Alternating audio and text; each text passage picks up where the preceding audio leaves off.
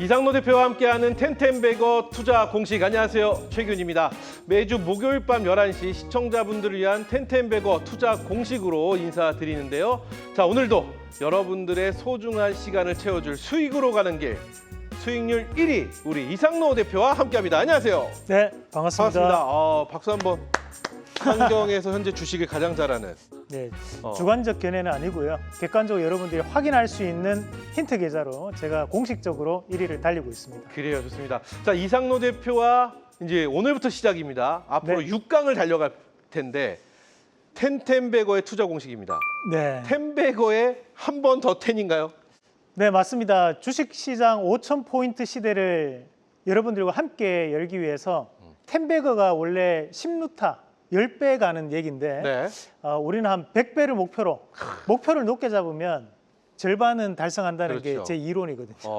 그렇다 보니까 조금 목표를 높게 한번 잡고 여러분들과 우리 시청자분들과 함께 호흡하면서 가보도록 하겠습니다. 그래요. 1강부터 6강까지 쭉 구성이 되어 있는데 이게 네. 하나씩 봐도 되는 건가요? 아니면은 뭐 1강을 놓치신 분들은 다시 보기를 통해서 다시 보셔야지만 6강까지 한 번에 흘러갈 수 있는 건가요?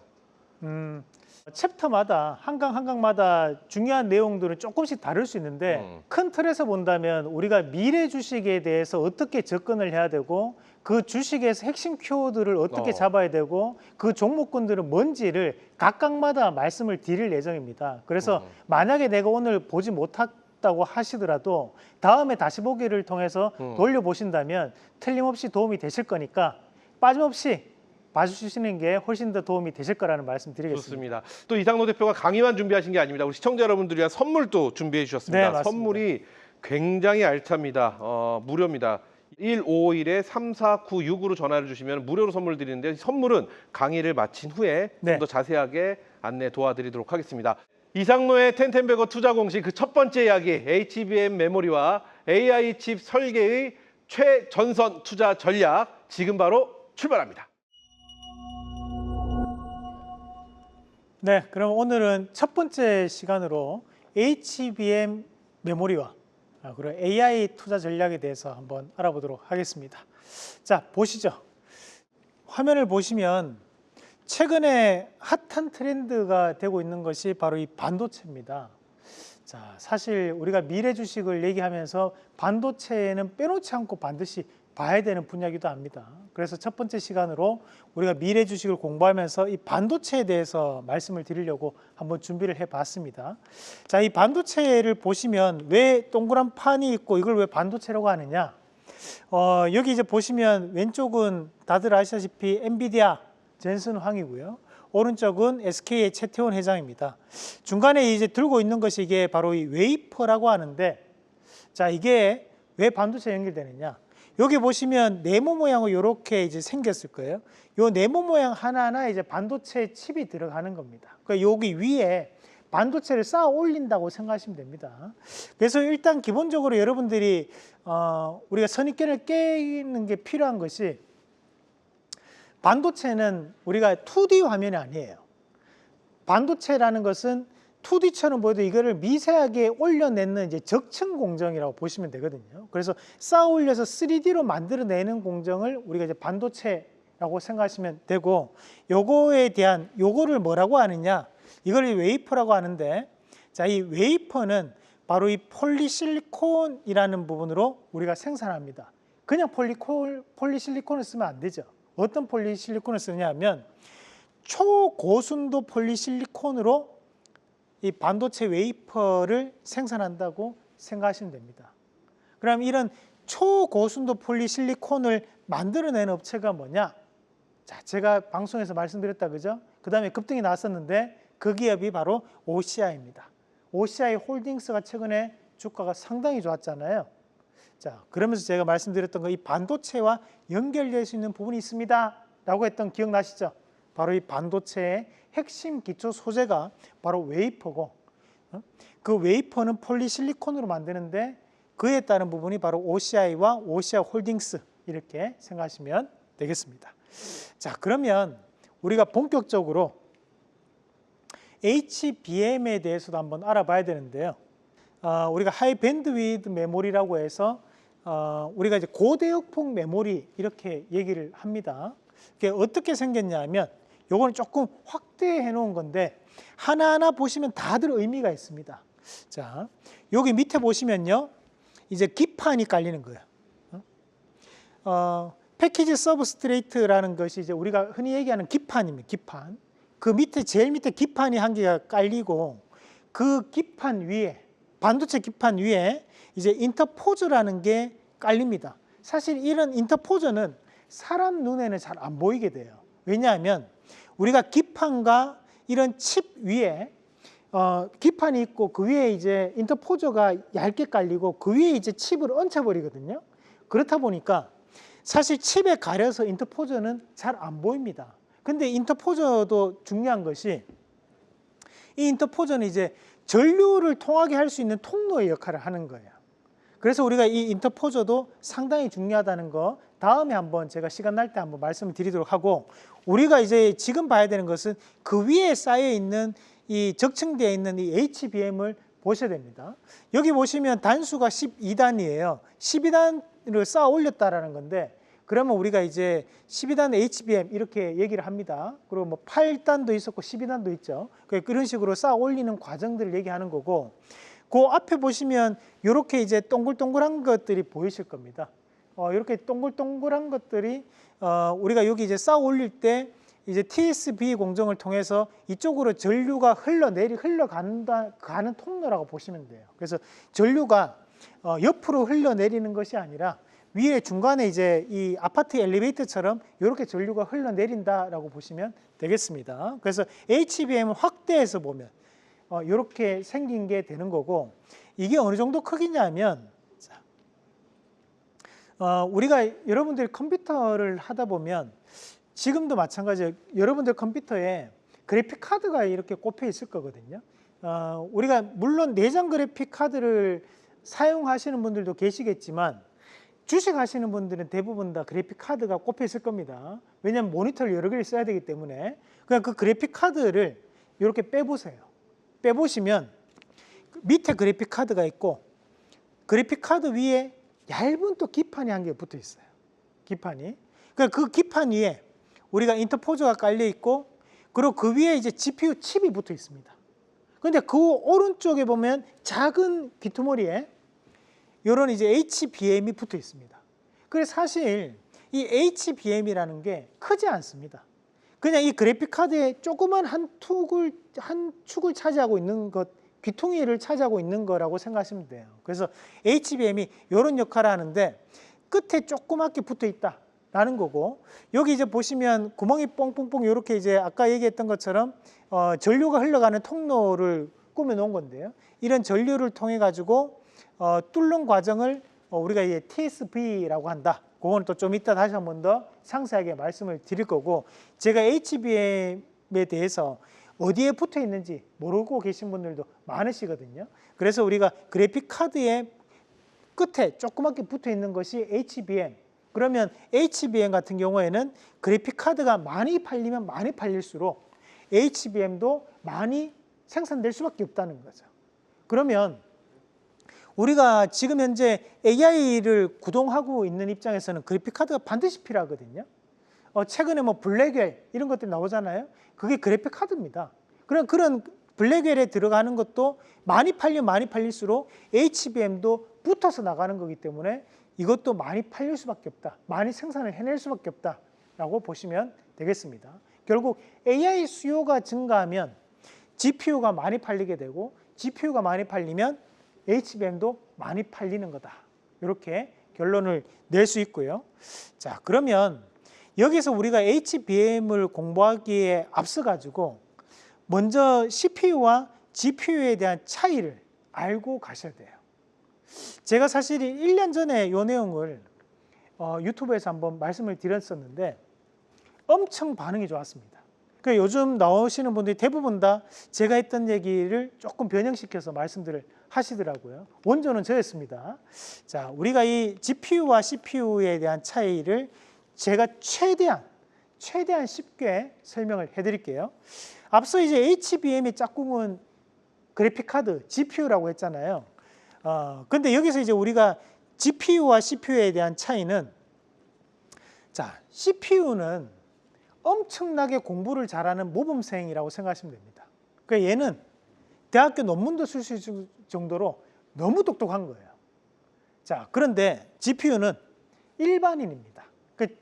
그냥 우리가 중학생, 고등학생들 모아놓다 생각하시면 돼요. 그래서 요거는 엄청나게 똑똑한 IQ 160 이상의 한 명. 근데 GPU는 일반적인 IQ 100에 대한 사람들 100명. 요렇게 됩니다. 자, 그러면 우리가 이렇게 한번 해보자고요. 엄청나게 어려운 연산 문제를 한 문제를 갖다 놓고 풀어라. 못 풉니다. 그죠? 못 풉니다. 그렇지만 CPU는 풀겠죠. 자, 그런데 자, 우리가 이렇게 명령을 내리겠습니다. 자, 지금 그러면 CPU 네가 지금 현재 가서 빨래하고 청소하고 요리하고 방 정리하고 세탁소 가서 옷 좀 갖다 줘. 5가지를 주문했어요. 그럼 차례대로 하나하나씩 처리를 하게 되는 거예요. 자, 그렇지만 우리가 GPU한테 명령을 하겠습니다. 자, 빨래하고 청소하고 요리하고 방 정리하고 세탁소 갔다 와. 그 명령을 얘들은 한 명씩 따로따로 다 할 수 있는 거예요. 금방 처리가 돼버리죠. 자, 그래서 우리가 GPU에 대한 장점은 뭐냐 하면 GPU는 그래픽카드라고 했잖아요. 과거에 GPU를 쓸 때는 우리가 이제 색깔을 드는 거였거든요. 그러면 앞에 게임을 할 때 GPU를 많이 사용했던 것도 순간순간 색깔을 표현하는 거예요. 빨강색 들어, 노란색 들어, 흰색 들어, 검정색 들어, 이런 것들을 순간순간 표현을 하는 거죠. 그렇다 보니까 GPU가 금방 드는 겁니다. 자, 근데 이거를 젠슨왕이 생각을 했던 것이 GPU가 있는데 이거를 좀 더 우리가 AI에 응용을 해보면 어떨까? AI에 써보면 어떨까? 그래서 만든 프로그램이 쿠다라는 프로그램이거든요. 그렇다 보니까 이제 이 GPU에 명령을 내리는 겁니다. 자, 니는 이 생각하고 이 생각하고 이 생각하고 이 생각하고 내가 만약에 주식이라는 키워드를 던졌을 때 그 주식에 대해서 100명이 다른 생각들을 하고 있는 거예요. 그러고 난 다음에 내가 그 주식에 대한 부분을 한번 물었을 때 얘네들이 답도 이 100개에 대한 답을 한 번만에 나한테 종합적으로 해서 내주는 겁니다. 자, 그렇지만 CPU는 한 가지에 대한 단일한 생각밖에 못하는 거죠. 추가적인 생각을 하려면 시간이 걸리는 거예요. 그렇다 보니까 AI에 더 유리한, 사람의 대화 방식에 더 유리한 것은 바로 이 GPU였던 거예요. 그렇다 보니 GPU가 현재는 AI에 대한 성능을 올릴 수 있는 방법으로 되고 있다고 보시면 되는 거고요. 그래서 우리가 이런 GPU가 현재는 수요가 증가할 수밖에 없는 상황인데, 자, 문제는 이 GPU는 100명에 대한 밥을 줘야 되는 거예요. CPU는 한 명의 밥만 주면 되는 거죠.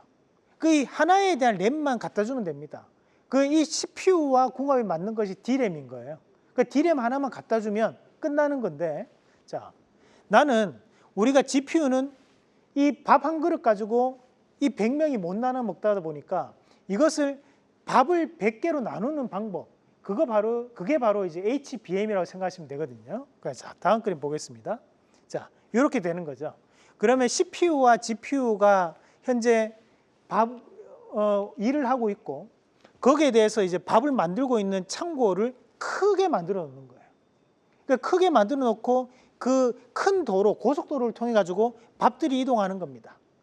그러면 당연히 GPU에게 좀 더 빠르게 밥들이 전달이 되고 거기에 따라서 연산이 빨라지는 역할을 하는 것이 바로 HBM, 이렇게 생각을 하시면 되겠습니다. 자, 이렇게까지 말씀드렸는데 아직도 이해가 안 된다. 자, 그러면 한 번 더 보십시오. 이거보다 쉽게 설명드릴 수는 없습니다. 자, 다음 그림 보시면, 그러니까 일반적으로 우리가 HBM과 DDR5, DDR4에 대한 차이점을 좀 알고 넘어가시면 좋을 것 같은데요. 이 그림은 제가 직접 만들었습니다. 여기 보시면 DDR4나 DDR5는 우리가 흔히 범용 메모리, 일반 메모리 이렇게 얘기하는데, 요거를 이제 많이 볼 수 있는 것이 컴퓨터를 한번 열어보세요. 컴퓨터를 열어보시면 요즘은 대부분 다 세로로 꼽혀 있을 거예요. 세로로 하나 또는 두 개가 꼽혀 있을 겁니다. 그러니까 옛날 컴퓨터는 DDR4, 요즘 내가 컴퓨터를 바꿨다 하시면 DDR5가 꼽혀 있을 가능성이 높아요. 여러분들이 보고 있는 이렇게 하나하나에 대한 이런 메모리가 가로로 연결되어 있는 것을 우리가 일반적인 메모리라고 하고, HBM은 우리가 이렇게 쌓아 올리는 메모리를 얘기하는 겁니다. 그래서 이거는 따로 HBM에 대한 메모리 꼽는 곳이 있는 것이 아니라 그래픽 카드에 붙어 있습니다. 그래서 사람의 눈으로는 잘 안 보여요. 왜냐, 그래픽 카드 위에 가려 있기 때문에 잘 안 보입니다. 그래서 이렇게 HBM과 DDR4, DDR5에 대한 차이가 있는데, 자, 여기에서 AI 서버에 많이 활용하는 것이 뭐다? 이게 바로 HBM이 되는 거고, 고효율에 대한 GPU에도 이 HBM이 많이 활용될 수밖에 없는 거죠. 왜냐하면 100명에 대해서 밥그릇을 갖다 줘야 되니까 이 HBM을 통해서 빠르게 밥그릇을 갖다 주고 있다, 이렇게 보시면 되는 거거든요. 그래서 이제 우리가 그러면 이제 DDR4나 DDR5도 쓸모가 없네? 어차피 고성능에는 HBM만 쓰면 되잖아. 자, 이렇게 생각하실 수 있는데, 우리가 이런 DDR4나 DDR5가 가지고 있는 장점이 있습니다. 그 장점은 뭐냐 하면, 우리가 우선은 이제 더 큰 용량을 차지하고 있어요. 그리고 이런 쪽이 일반적인 PC에 많이 붙어 있습니다. 그리고 가격은 어떨까요? 가격도 이 DDR5가 HBM보다 훨씬 더 쌉니다. 그러면 기업의 입장에서는 HBM이 더욱더 고부 가치군이 되는 거고, 그리고 이런 DDR5가 조금 더 단가가 낮게 측정될 수밖에 없다는 거예요. 일반적으로 쓰는 것은 이 DDR5고요. 대신에 우리가 높은 대역폭, 높게 대역폭이 생겨져 있으니까 좀 더 연산에 대한 속도도 빠를 수밖에 없고, 대신에 또 전력도 한쪽으로만 들어가는 거거든요. 그래서 그 전력이 요것하고 여기 위로 이렇게 올라오는 거예요. 그렇다 보니까 전력이 이렇게 나눠서 들어가는 것보다는 훨씬 더 적게 들어간다. 그래서 저전력이다. 그리고 고성능 장비에 많이 사용된다, 이렇게 보시면 되겠습니다. 요거는 이제 아파트고요. 쉽게 HBM 아파트라고 생각하시면 되고, 대신 이제 DDR5, DDR4는 이제 전원주택입니다. 그러나 전원주택이 집들마다 이제 택지가 훨씬 더 넓잖아요. 그래서 이렇게 넓게 사용하고 있다. 대신에 아파트는 중간에 엘리베이터를 통해 가지고 전력이 올라가고 내려가고 하고 있다, 이렇게 생각하시면 좀 더 간단하게 HBM에 대한 구조와 원리를 이해를 하실 수 있을 것 같아요. 자, 이렇게 한번 설명을 한번 드렸고, 우리가 이렇게 일반적으로 현재 사용하고 있는 HBM이 앞으로도 상당히 확대될 가능성이 높다고 보는데, 그러면 이런 HBM에 대한 시장이 확대가 된다면 우리가 반도체 공정 안에서는 그러면 어떤 공정들이 수혜가 될 수 있을까? 어떤 공정들이 각광받을 수 있을까를 본다면, 우선은 이제 초정밀 적층 및 평탄화 관련된 기업들이 수혜를 받을 수 있습니다. 그리고 두 번째는 TSV, 실리콘 전극 공정 및 마이크로 범프 기술이 또 수혜를 받을 수 있겠죠. 마이크로 범프라는 것은 우리가 앞서 봤던 이제 반도체 기판과 그 위에 칩을 붙이는 역할을 하는 접착제 역할을 하는 것을 마이크로 범프라고 합니다. 자, 그리고 이제 초정밀 세정 및 검사 분야가 또 각광을 받을 수가 있어요. 그래서 우리가 여러분들이 반도체 소부장 관련주들을 공부하실 때 이런 키워드별로 정리를 해놓고 공부를 하시면 좀 더 도움이 되실 것 같아서 제가 이렇게 한번 분류를 해봤는데요. 여러분들이 반도체 8대 공정을 한 번씩 들어보셨을 것 같아요. 뭐 웨이퍼를 만드는 공정, 그다음에 산화 공정, 포토 공정, 증착 공정, 식각 공정, 뭐 이런 식으로 이제 금속 배선 공정, 이런 식으로 나가게 되는데, 요걸 다이렉트로 한 번만에 쫙 돌려서 하는 게 아닙니다. 반도체라는 것은 우리가 이제 여러 번 반복시키는 거거든요. 설계도를 그리고 또 깎아내고 증착시키고 이런 것들을 이렇게 계속적으로 3D로 만들기 위해서 반복 작업을 하는 겁니다. 그렇다 보니까 우리가 그런 반복 작업을 할 때마다 불순물도 제거해야 되고 평탄화도 다시 해야 되니까 우리가 이제 이런 적층이라든지 평탄화 관련된 기업들이 다시 한 번 더 각광받을 수밖에 없는 거고요. 마찬가지로 우리가 이렇게 여러 겹을 쌓아 올렸기 때문에 거기에 대해서 뚫어내는 과정이 필요해요. 이렇게 한 번만 이렇게 뚫어내면 되는데, 우리가 종이 같으면 송곳으로 박아버리면 되지만 반도체는 엄청나게 정밀한 작업을 요구합니다.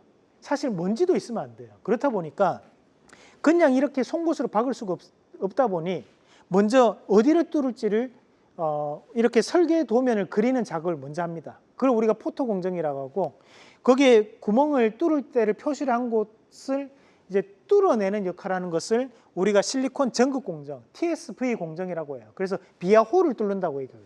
그 뚫어내서 그 길을 통해 가지고 우리가 전기가 왔다 갔다 거린다라고 생각하시면 되고, 그러면 이제 우리가 아까 얘기했던 것처럼 마이크로 펌프라는 것은 칩과 반도체 기판을 붙이는 작업을 하는 거죠. 거기에 대한 접착제 역할을 하는 것을 마이크로 펌프. 여러분들이 뭐 본딩 기술 들어보셨을 겁니다. 뭐 본더. 그 기업은 이렇게 붙이는 역할을 하는 장비를 납품하는 기업을 우리가 본더 장비 이렇게 얘기하는 거죠. 그게 뭐 한미 반도체 이런 기업들이 거기에 해당하는 기업입니다.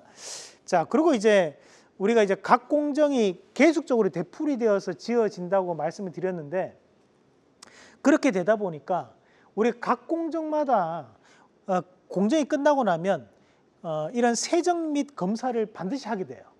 그런 이제 세정 및 검사를 하는 공정들이 또다시 각광받고 있다. 이렇게 먼저 머릿속으로 정리를 해 놓으시면 좋습니다. 우리가 HBM을 만드는 방법과 현재 일반적인 범용 메모리 D램을 만드는 방법은 똑같습니다. 대신에 다른 부분은 뭐냐 하면 이런 세 가지에 대한 공정이 좀 더 추가된다라고 생각하시면 되는 거고요. 자, 대신에 여러분들 낸드라고 들어보셨을 겁니다. 낸드는 앞에서 설명드렸던 D램을 만드는 방법과 HBM을 만드는 방법과는 별개의 방법이에요. 별개의 공정을 통해서 진행이 되는 거기 때문에 그거는 별개로 생각하시면 됩니다. 자, 다음 그림도 한번 같이 보도록 하겠습니다. 자, 아까 말씀드렸던 것처럼 우리가 이제 이런 TSV 공정과 와이어 본딩 기술에 대한 차이를 좀 알고 가시면 좋을 것 같아요.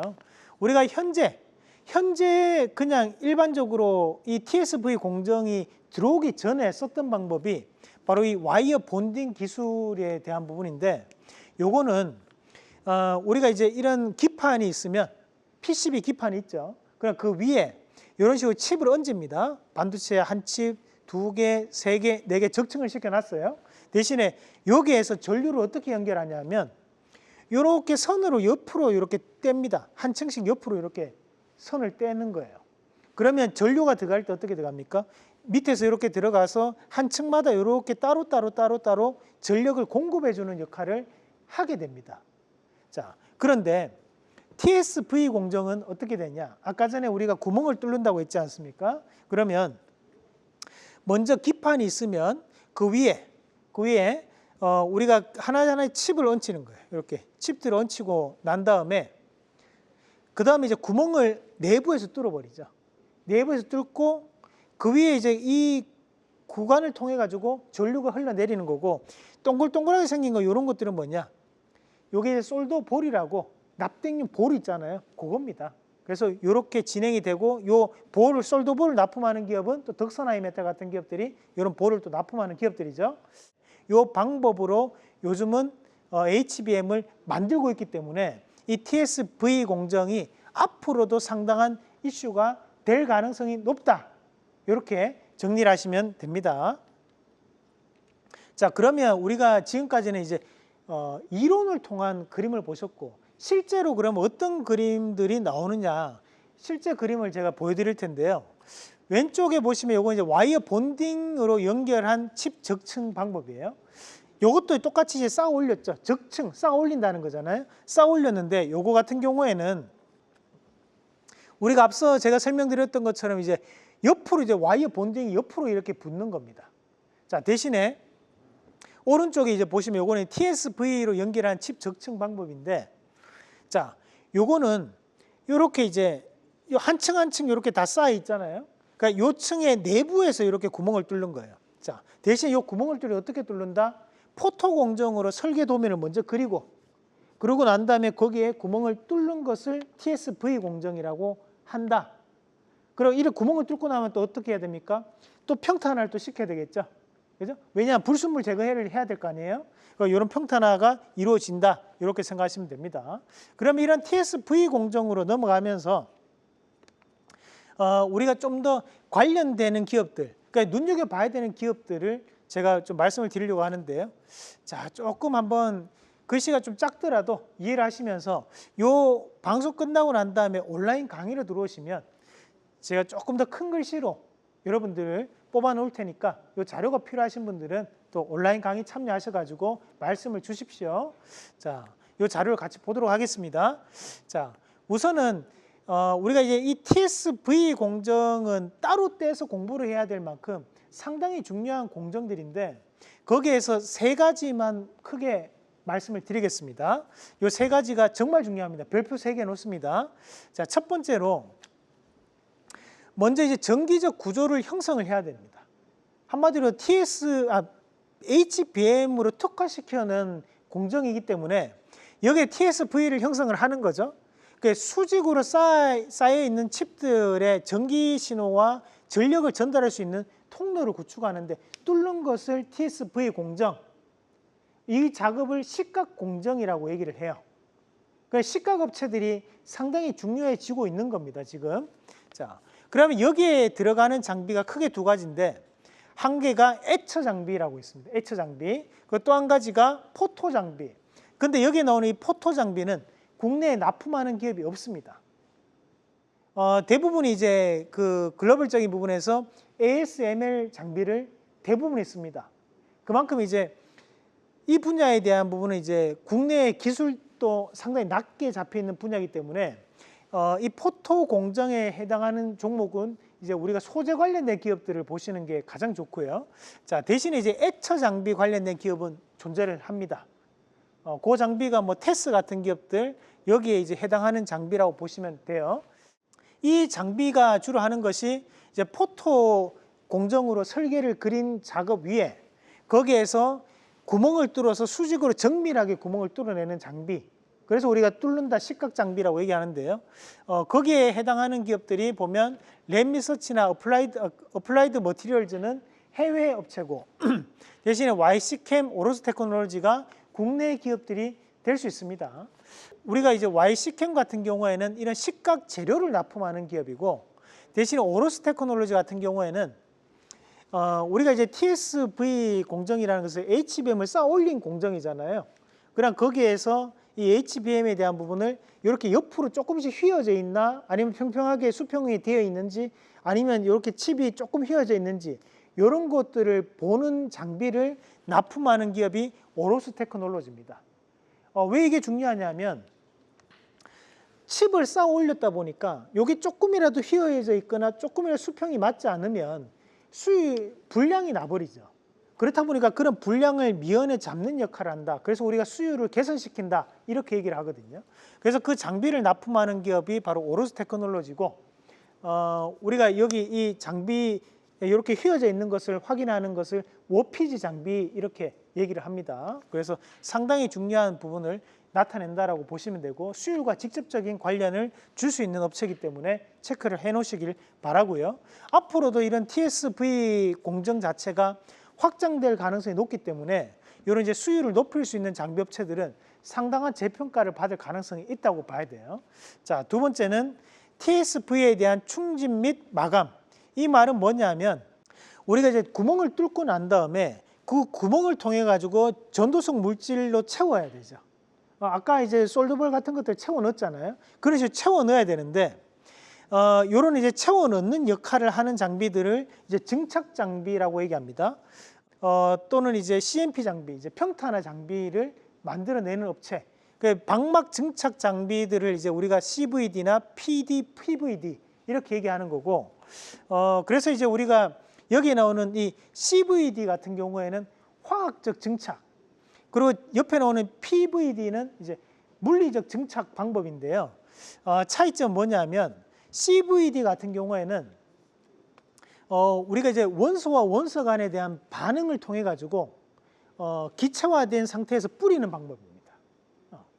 자, 화학적인 뭐랄까 반응을 통해 가지고 한번 방막시키는 부분을 우리가 CVD라고 얘기하는 거고 우리가 이제 PVD 같은 경우에는 물리적으로 증착시키는 거거든요.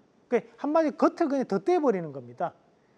이거는 뭐 가열시켜서 한다든지 그런 방법으로 한번 덧대는 방법을 PVD라고 하는데, 우리가 균일하게 덧댈 수 있는, 방막시킬 수 있는 방법은 CVD이기 때문에 최근에는 PVD 장비보다는 CVD 장비를 많이 쓴다, 이렇게 보시면 되겠고요.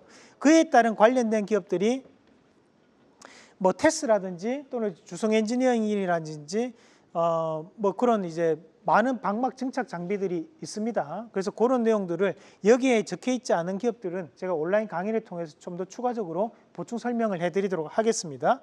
자, 그래서 요즘은 이런 증착 및 방막 공정도 상당히 중요한 역할을 할 수밖에 없어요. 그래서 이런 부분도 체크를 하시면 좋고, 밑에 나오는 이제 CMP 장비는 우리가 이제 불순물을 제거하고 평탄화를 시키는 과정들이거든요.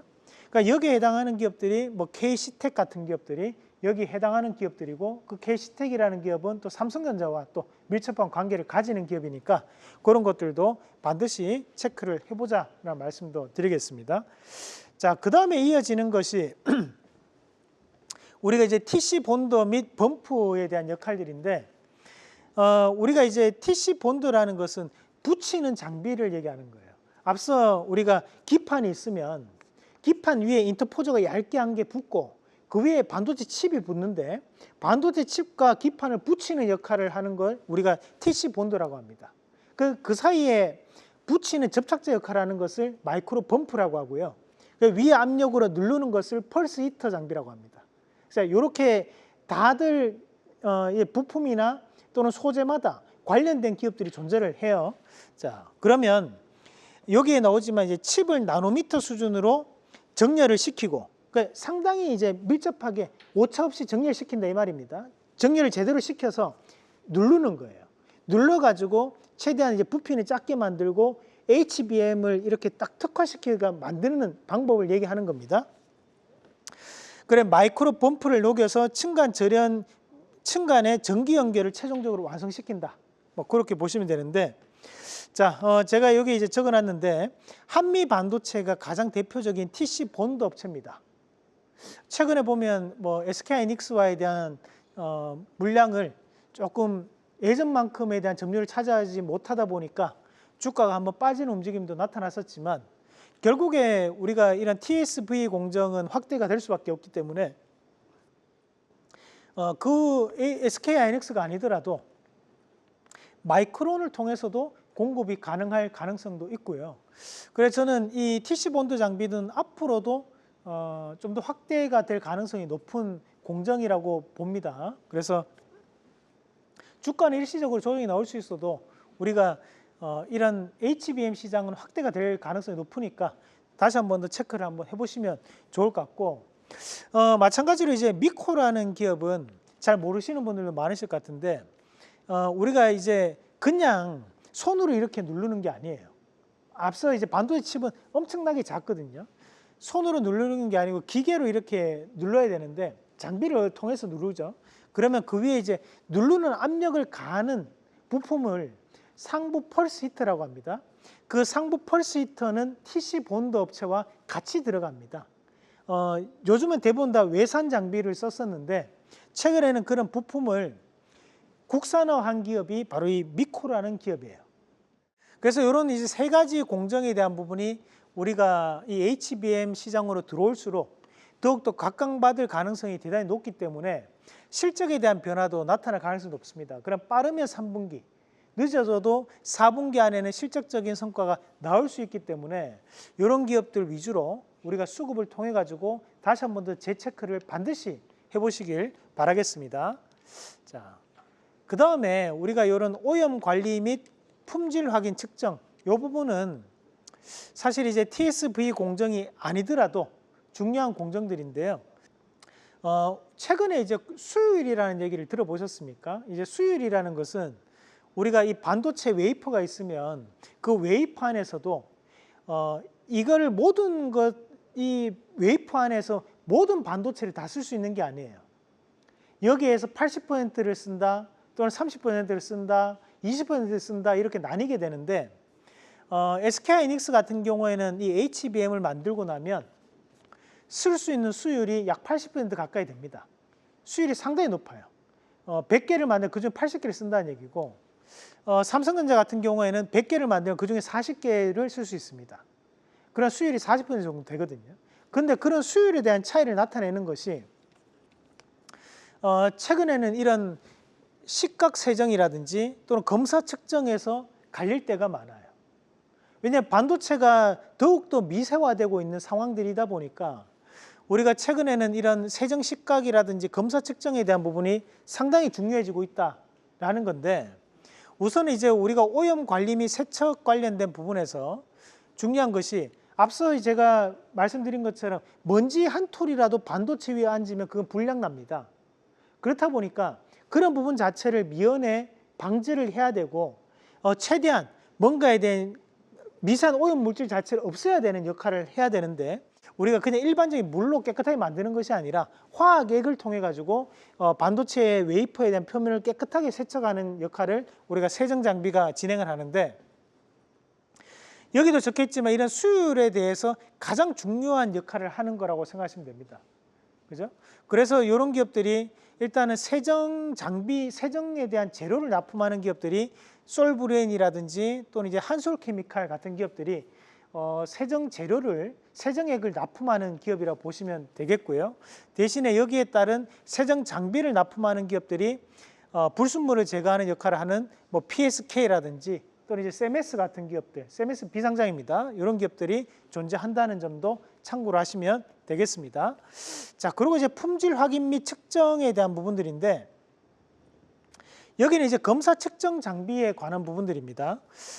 우리가 이제 이런 검사 및 측정을 하면서 여기 불량이 있는지 없는지를 요즘은 각 공정마다 확인을 해요. 반도체가 상당히 미세화되어 있는 시점이기 때문에 공정마다 확인을 해서 불량을 미리 잡아내는 역할을 하는 상황이다 보니까, 과거 같은 경우에는 이런 검사 측정 장비들이 크게 부각받지는 못했어요. 그런데 요즘은 상당히 부각받고 있는 양상들입니다.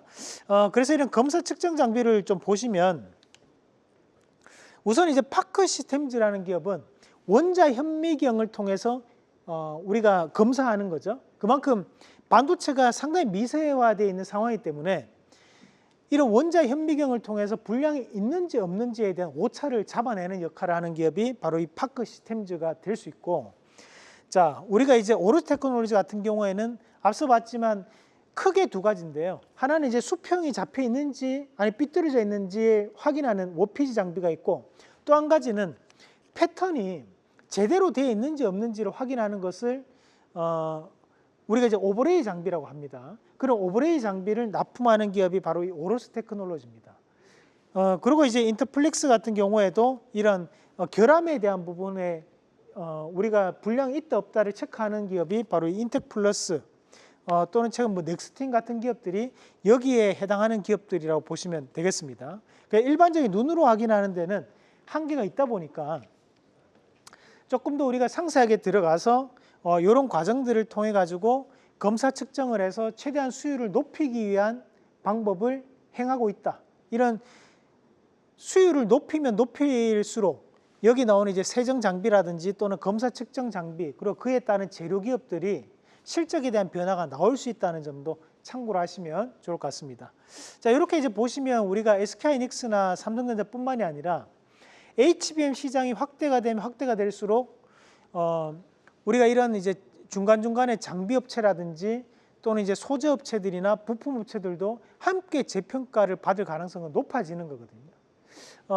우리가 지금까지는 사실 SK하이닉스나 삼성전자만 주가가 상당히 좋은 모습들을 보여줬습니다. 다만 어차피 업황이라는 것은 한두 가지의 기업으로 바뀌지 않습니다. 전반적인 업황이 바뀌면서 그에 따른 수혜주들이 늘어나는 과정들이기 때문에 시간적인 부분은 존재를 해도 결국에는 이런 장비, 소재, 부품주들이 여러분들의 계좌를 좀 더 즐겁게 만들어줄 수 있는 종목이 될 거라는 말씀도 드리겠습니다. 자, 그럼 이렇게 이제 한번 같이 보셨고, 요거는 이제 HBF라고 해서 하이 밴드위드 플래시라고 합니다. 우리가 이제 반도체가 D램이 있다면 그 D램을 쌓아 올린 개념을 우리가 HBM이라고 했고, 마찬가지로 우리가 HBF라는 것은 낸드가 있으면 그 낸드를 쌓아 올리는 주상복합 아파트라고 생각하시면 됩니다. 그래서 그림을 한번 같이 보시면 이것도 이제 마찬가지로 맨 밑에 이제 기판이 깔려 있고 그 기판 위에 인터포저가 또 깔리는 거고요. 이것도 인터포저는 사람들 눈에는 잘 안 보입니다. 자, 그 위에 이제 반도체 칩이 붙으면서 HBF가 붙게 되는데 최근에 이것도 많이 쌓아 올려요. 우리가 이런 HBF가 앞으로도 확장될 가능성이 높은 것은 우리가 이제 이런 데이터에 대한 부분, 우리가 데이터 센터가 늘어나면 늘어날수록 용량도 늘어나줘야 되거든요.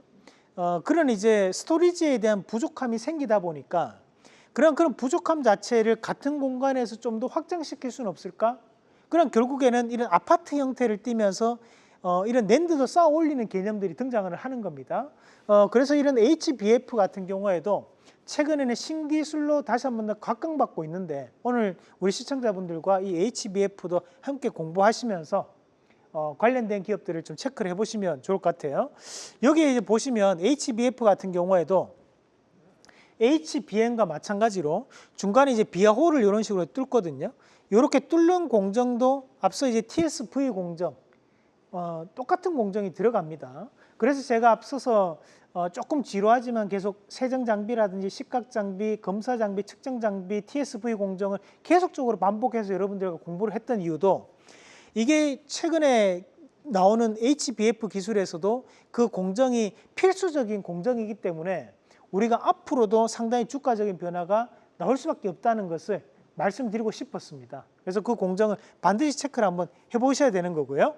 자, 그래서 이제 HBF 관련된 기업들을 본다면 우리가 삼성전자나 SK하이닉스를 가장 먼저 떠올릴 수 있는 거고, 그럼 그에 따른 장비 관련주를 본다면 앞서 봤던 TSV 공정에 해당하는 기업들, 그 세정 장비에 해당하는 기업들, 식각 장비에 해당하는 기업들, 증착 장비에 해당하는 기업들, 방막 장비에 해당하는 기업들, 자, 이런 기업들도 함께 재평가를 받을 수 있는 거고, 검사 장비와 측정 장비 이런 기업들까지도 체크를 한번 해보신다면 오늘 저하고 반도체 확실하게 마스터를 할 수 있을 겁니다.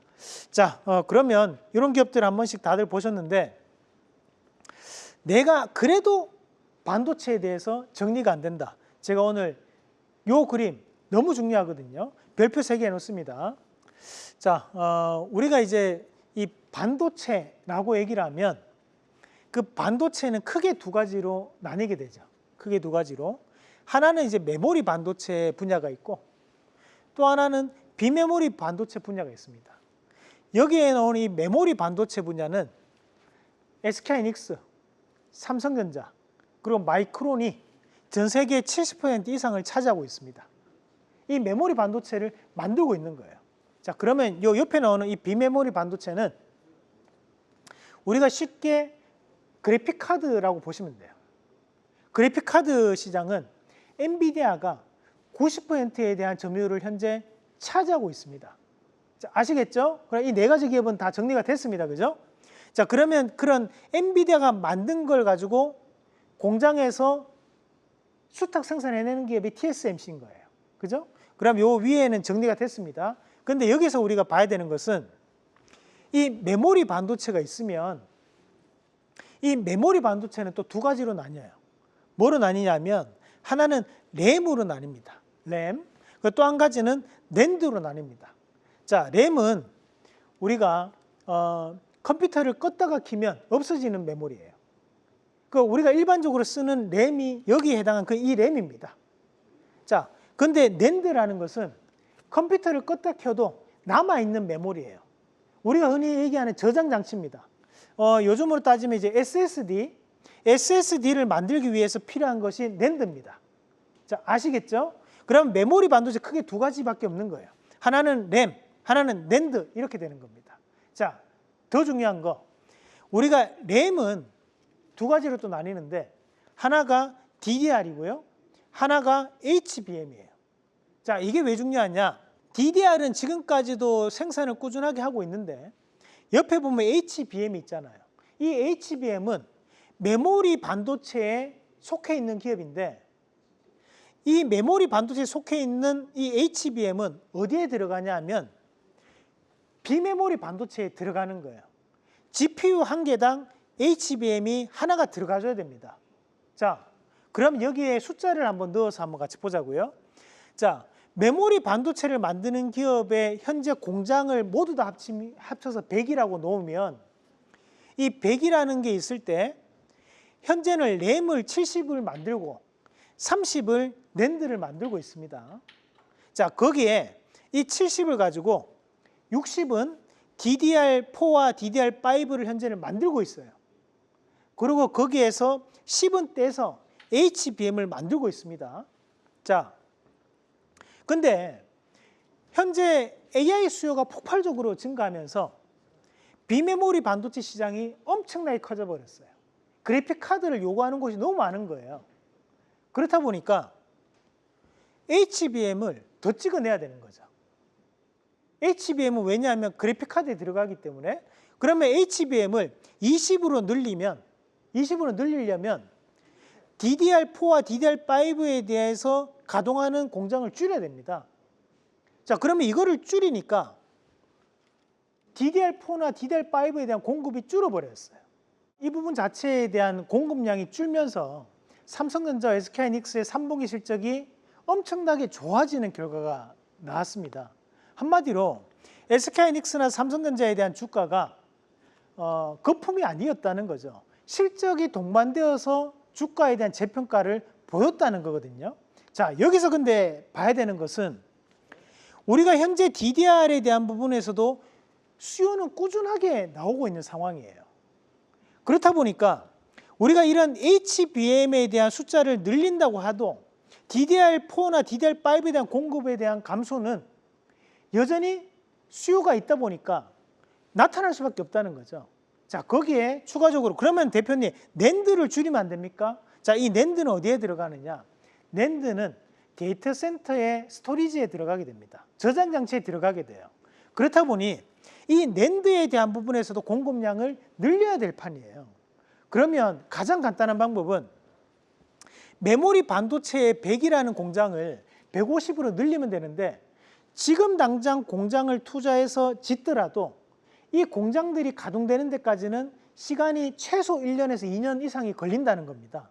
그러니까 1년에서 2년 동안 반도체에 대한 수요는 폭발적으로 증가하고 있는데 현재 공장이 가동되는 데까지에 대한 시간은 걸리다 보니까 앞으로도 가격 상승이 이루어지면서 반도체 기업들에 대한 주가적인 재평가는 당분간 이어질 수밖에 없다는 거예요. 자, 제가 왜 이 말씀을 강조해서 드리냐면, 자, 시장은 앞으로도 상당히 흔들리면서 움직임이 나오게 될 겁니다. 그냥 쉬지 않고 여기서 5,000포인트, 10,000포인트까지 올라가지 않을 거예요. 앞으로도 계속적으로 장애물을 넘고 흙탕물을 넘고 넘어지면서 그렇게 시장은 하방하면서 그러고 상승하면서 급락하다가 다시 급등하면서 그렇게 꾸역꾸역 5,000포인트, 10,000포인트까지 저 넘어갈 거라고 봐요. 10,000포인트 너무 먼 이야기 같죠? 그럼 5,000포인트까지도 충분히 저는 갈 수 있다고 봅니다. 거기에 가는데 가장 결정적 역할을 하고 있는 것이 바로 이 반도체 종목군들이에요. 그러니까 이런 반도체 종목군들이 그냥 거품으로 인해 가지고 올라갔던 게 아니다라는 말씀을 제가 드리고 싶은 겁니다. 자, 여러분, 주식 맨 처음에 하면 뭐 배웁니까? 실적은 결국 주가와 같이 움직인다라고 배우잖아요. 실적이 좋아지면 주가는 빠진다? 그러면 그것은 기회가 됩니다. 여러분들은 저하고 위기를 기회로 만들어야 되는 의무가 있습니다. 아시겠죠? 오늘 이 시간을 통해서 반도체에 대해서 전반적인 공부를 다 한번 해보셨고요. 우리가 미래 반도체라고 볼 수 있는 HBM, 그 HBF까지 공부하시면서 AI 관련된 기업들 투자 전략까지 한번 같이 짜 보셨습니다. 자, 요 내용 오늘 다 정리해 봤는데 중간중간에 어려운 내용도 많았던 것 같아요. 이런 어려운 내용들 제가 좀 더 쉽게 풀어서 말씀드릴 테니까 강의 끝나고 온라인 강의 들어오시면 좀 더 상세하게 여러분들 질문하시는 거 제가 답변 드리도록 하겠습니다. 오늘 수고하셨습니다. 네, 이상로 대표와 함께하는 텐텐베거 투자 공식 그 첫 번째 시간이 이렇게 마무리됐는데 역시 네. 뭐 강의 내용도 엄청 좋았고 알찼습니다. 근데 이게 끝이 아니죠. 네, 이상로 맞습니다. 대표가 준비한 선물이 있습니다. 선물 구성이 엄청납니다. 자, 첫 번째 주일에 텐텐베거 전략 리포트를 발송해 네, 주십니다. 이게 뭔가 일주일에 한 번씩 시황에 대한 부분과 그리고 여러분들이 관심 있게 지켜봐야 될 수 있는 종목까지 종목, 섹터 종목까지 알차게 준비를 해봤습니다. 이걸 주 1회 네, 보내주신다는 거고요. 두 번째입니다. 주식 원리교육 특강 VOD를 제공해 주신다는데 이게 무려 7강이라고 합니다. 네, 한 강당 몇 분 정도 소요되나요? 한 20분에서 25분 정도 생각하시면 되고 여러분들이 자기 전에 잠이 안 오시거나 네. 또는 출퇴근하실 때 짬짬이 시간을 내 가시면서 그렇게 쉽게 매수할 수 있는 방법 또는 쉽게 매도할 수 있는 방법을 담았으니까 즐거운 투자하시는데 틀림없이 도움이 되실 겁니다. 그랬어요. 또 이게 끝이 아닙니다. 세 번째입니다. 방송과 연계된 야간 라이브 방송을 네. 또 이상로 대표 함께하는 건데 이거는 매일인가요? 아니면 이것도 일주일에 한 번? 이 방송 끝나고 난 다음에 네. 원래 궁금한 거는 곧장곧장 해결을 그렇죠. 해야지 자기게 되거든요. 맞습니다. 그래서 오늘 강의 내용에 대한 AS 내용을 여러분들과 함께 풀어나가면서 여러분들이 직접 질문하시고 제가 거기에 대한 상세한 답변을 드리는 시간을 매주마다 방송 끝나고 가지도록 하겠습니다. 저희에게 제일 아쉬웠던 시간 질의응답인데 네, 질의응답을 바로 해줄 수 있는 그죠. 이 무료 선물 세 가지입니다. 여러분 중요한 건 무료라는 거고요. 제가 늘 항상 말씀드리죠. 무료는 어떻게? 일단 받고 본다. 무료는 무조건 받고 본다. 손해가 1도 없습니다. 1551-3496으로 전화를 주시면은요. 바로 이상로 대표가 준비한 이 3종 패키지 무료 선물을 받으실 수 있으니까요. 이번 기회 놓치지 마시고 알찬 내용 좋은 이 선물 꼭 공유해 보시고 보유해 보시기 바라겠습니다. 자, 오늘 저희가 준비한 내용은 여기까지입니다. 저희는 다음 주 목요일 밤 11시 수익으로 가는 수익률 1위 이상로 대표와 함께 더욱더 알찬 내용으로 다시 찾아뵙도록 하겠습니다. 시청해 주셔서 감사드리고요. 그럼 다음 주 목요일 밤 11시에 뵙죠. 감사합니다.